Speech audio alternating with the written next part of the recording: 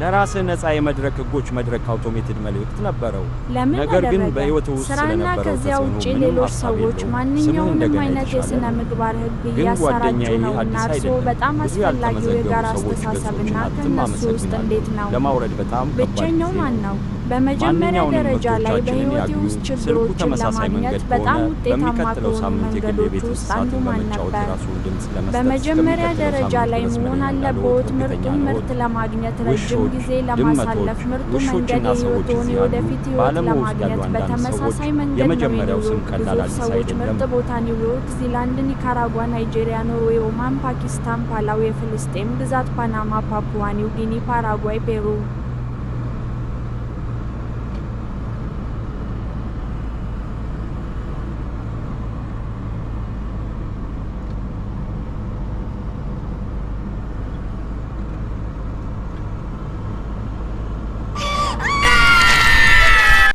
Paste your Berad instead.